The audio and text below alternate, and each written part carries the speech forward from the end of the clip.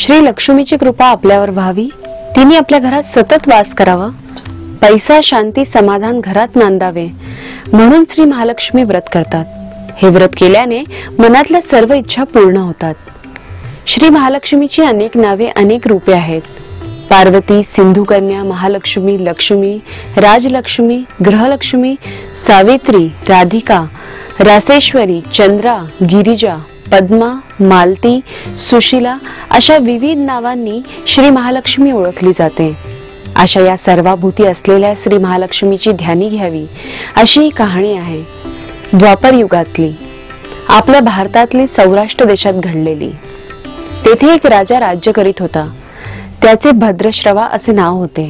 तो शूर होता, दयाळू होता, प्रजादक्ष होता। 4 वेद, 6 शास्त्रे, 18 पुराणे याचे ज्ञान त्याला होते। अशा त्या राजाच्या राणीचे नाव होते सुरतचंद्रिका। राणी रूपाने सुंदर होती, सुलक्षणी होती आणि पतिनिष्ठ होती। त्यांना एकूण 8 अपत्ये होती, 7 पुत्र आणि त्यांच्यानंतर झालेली एक कन्या। राजा राणीने कन्येचे नाव श्यामबाला ठेवले होते। एकदा देवीच्या मनात आले, आपण राजाच्या राजप्रसादी राहावे, त्याने राजा आणखीन सुखी होईल, प्रजेलाही तो आणखीन सुख देईल। गरिबाकडे राहिले तर सगळ्या संपत्तीचा तो एकटाच उपभोग घेईल म्हणून देवीने एका म्हातारीचे रूप घेतले। फाटकी वस्त्रे ल्यायली, आधारासाठी काठी घेतली आणि काठी टेकत टेकत ती राणीच्या महलाच्या दाराशी आली। तिला पाहताच एक दासी पुढे आली। तिने म्हातारीला विचारले, कोण ग बाई तू, कुठून आलीस, काय काम काढलंस, तुझं नाव काय, गाव काय, काय हवं तुला? म्हातारीचे रूप धरलेली श्री महालक्ष्मी म्हणाली, माझं नाव कमलाबाई, द्वारकेला राहते मी, तुझ्या राणीला भेटायला आले, कुठे आहे ती? दासी म्हणाली, राणीसाहेब महलात आहे, त्यांना सांगायला गेले तर त्या माझ्यावर रागवतील, तुला त्या कशा भेटतील? तुझा अवतार पाहून तुला त्या हाकलूनच देतील, तू इथेच थोडा वेळ आडोसा थांब। म्हातारीला राग आला। ती संतापून म्हणाली, तुझी राणी गेल्या जन्मी एका वैश्याची पत्नी होती, तो वैश्य फार गरीब होता, त्यावरून त्या दोघांची नेहमी भांडणे होत। नवरा तिला मारहाण करी।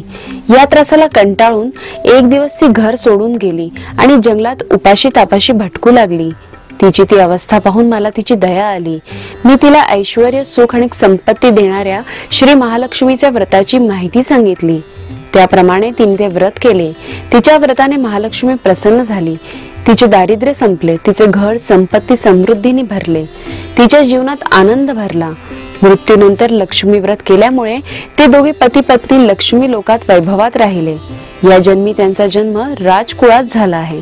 देवीच्या कृपेने ती आता राणी पदावर बसली आहे। म्हातारीचे बोलणे ऐकून दासीच्या मनात जिज्ञासा निर्माण झाली। तिने म्हातारीला पाणी दिले, नमस्कार केला आणि म्हणाली, मला सांगाल ते व्रत? मी करीन ते नेमाने, उठणार नाही, मातणार नाही, घेतला वसा टाकणार नाही। म्हातारीने दासीला लक्ष्मी व्रताची माहिती सांगितली। मग ती उठली व काठी टेकत निघणार तेवढ्यात राणी तरातरा महलातून बाहेर आली। फाटक्या वस्त्रातील म्हातारीला पाहताच ते संतापले आणि उर्मटपणे म्हणाली, कोण ग तू थेरडे, इथे कशाला आलीस, जा इथून। तिने पुढे होऊन म्हातारीला घालवून दिले। ती म्हातारी म्हणजे प्रत्यक्ष महालक्ष्मीच होती हे राणीला कळले नाही। राणीचा तो उर्मटपणा पाहून महालक्ष्मीने तिथे न थांबता स्वस्थानी जाण्याचे ठरवले। राणीचा महाल सोडून म्हातारी निघणार तोच एक मुलगी लगबगीने बाहेर आली। ती मुलगी होती राजकन्या श्यामबाला। तिने येऊन म्हातारीला नमस्कार केला आणि कळवळून म्हणाली, आजी रागवू नका, माझी आई चुकली, तिच्यासाठी मला क्षमा करा, मी तुमचे पाया पडते। राजकन्येचे ते बोलणे ऐकून श्री महालक्ष्मीला तिची दया आली। तिने श्यामबालाला लक्ष्मी व्रताची माहिती सांगितली। तो दिवस मार्गशीर्ष महिन्यातला पहिला गुरुवार होता। पुढे त्या दासीने लक्ष्मी व्रत केले। तिची स्थिती सुधारली। दासी पण सोडून ती संसार सुखाने करू लागली। राजकन्या श्यामबालानेही भक्तिभावाने सांगितल्याप्रमाणे महालक्ष्मी व्रत केले। सगळे नियम धर्म पाळून दर गुरुवारी तिने ते व्रत केले। शेवटल्या गुरुवारी उद्यापन केले। लवकरच श्यामबालाचा विवाह सिद्धेश्वर नावाच्या राजाच्या मालाधर नावाच्या राजपुत्राशी झाला। तिला राज वैभव मिळाले। लक्ष्मी व्रताच्या प्रभावाने तिचा संसार सुखा समाधाने चालू लागला।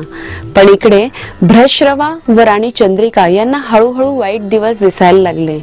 त्यांचे राज्य गेले, त्यांचे सगळे वैभव ऐश्वर्य लयाला गेले. चंद्रिका राणी होती, ती स्थिती आता बदलली. अन्न पाण्यालाही ती महाग झाली. भ्रशरावाला फार वाईट वाटे, पण तो तरी काय करणार. एके दिवशी चिंतने उगवत होता तसाच मावळत होता. एके दिवस भ्रशरावाला वाटले की मुलीकडे जावे, तिला पाहावे आणि 4-8 दिवस तिच्याकडे राहावे. त्याचप्रमाणे तो जावयाच्या राज्यात आला. चालून चालून तो खूप दमला होता, म्हणून थोडा वेळ विश्रांती घेण्यासाठी तो एका नदीच्या काठी बसला. राणीची दासी नदीवर येत होती. तिने भ्रशरावाला ओळखले. दासी धावत महालात गेली, राजाला बातमी सांगितली. श्यामबालालाही ते समजले. श्यामबाला आणि मालाधराने रथ पाठवून भ्रशरावाला मोठ्या मान सन्मानाने राजवाड्यात आणले आणि त्याचा आदर सत्कार केला. काही दिवस जावयाच्या आणि मुलीच्या पाहुण्याचार घेत भ्रशरावा राजवाड्यात राहिला. आता परत जायचे विचार त्याच्या मनात घोळू लागले. जावयाला त्याने तसे सांगितले. जावयाने संमती दिली. भ्रशरावा परत जायला निघाला तेव्हा श्यामबालाने एक हंडा भरून धन पित्याला दिले. तो हंडा घेऊन भ्रशरावा घरी आला. मुलीने धनाने भरलेला हंडा दिला आहे हे ऐकून सूरजचंद्रिकेचा आनंद गगनात मावेना. घाईघाईने तिने हंड्यावरचे झाकण काढले. आत पाहते तर काय, हंड्यात धन नव्हतेच, होते फक्त कोळसे. महालक्ष्मीच्या अवकृपेने हंड्यातल्या धनाचे कोळसे झाले होते. चंद्रिकेने कपाळावर हात मारून घेतला. भ्रशरावा हा चमत्कार पाहून चकित झाला होता. दुःखाचे दिवस संपतच नव्हते, दारिद्र्याचे भोग सुटत नव्हते. सूरजचंद्रिकेला एक एक दिवस काढताना जीव मेटाकुटीला येत होता. एके दिवस सूरजचंद्रिकेच्या मनात ही लेकीला भेटायची इच्छा निर्माण झाली. त्याचप्रमाणे ती लेकीच्या घरी जाण्यासाठी निघाली. तो दिवस मार्गशीर्ष महिन्यातला शेवटला गुरुवार होता. सूरजचंद्रिका लेकीच्या घरी पोहोचली तेव्हा श्यामबाला व्रताचे उद्यापन करीत होती. श्यामबालाने आईकडूनही महालक्ष्मी व्रत करवून घेतले. 4 दिवस मुलीकडे राहून सूरजचंद्रिका परत आपल्या गावात आली. लक्ष्मी व्रत केल्यामुळे काही दिवसातच त्यांना त्यांचे पूर्वीचे वैभव परत मिळाले. राज्य प्राप्ती झाली. पुढे काही दिवसांनी आई वडिलांना भेटण्यासाठी म्हणून श्यामबाला माहेरी आली. पण बाप भेटायला गेला असताना त्याला श्यामबालेने कोळसा भरलेला हंडा तरी दिला होता, पण आपल्याला मात्र काहीच दिलं नाही हा राग राणीच्या मनात होता. त्यामुळे श्यामबालेचे व्हावे तसे स्वागत कुणीही केले नाही. राणीने एक प्रकारे तिचा अपमानच केला होता. पण श्यामबालेला आईचा राग आला नाही. ती पुन्हा आपल्या घरी जाण्यासाठी निघाली. निघताना तिने पूर्वी बापाला दिलेला हंडा परत घेतला, त्यात मीठ भरले व तो हंडा घेऊन ती आपल्या सासरी आली. स्वगृही आल्यावर मालाधराने श्यामबालेला विचारले, माहेरून काय आणलंस? श्यामबालेने बरोबर आणलेल्या हंड्याकडे बोट दाखवले. मालाधराने झाकण काढून आत पाहिले तर हंड्यात मिठाचे खडे. मालाधराने चकित होऊन पत्नीला विचारले, हे काय? या मिठाचा काय उपयोग? श्यामबाला म्हणाली, थोडं थांबा म्हणजे कळेल. त्या दिवशी श्यामबालाने कुठल्याही पदार्थात मीठ घातले नाही. सगळेच पदार्थ अळणी.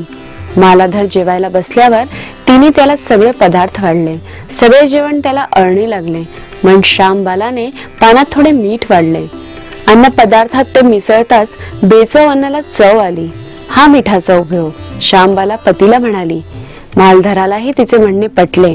थोडक्यात जे कोणी महालक्ष्मी व्रत श्रद्धेने आणि मनोभावेने करतील त्यांना श्री महालक्ष्मी प्रसन्न होऊन त्यांच्यावर तिची कृपा होईल.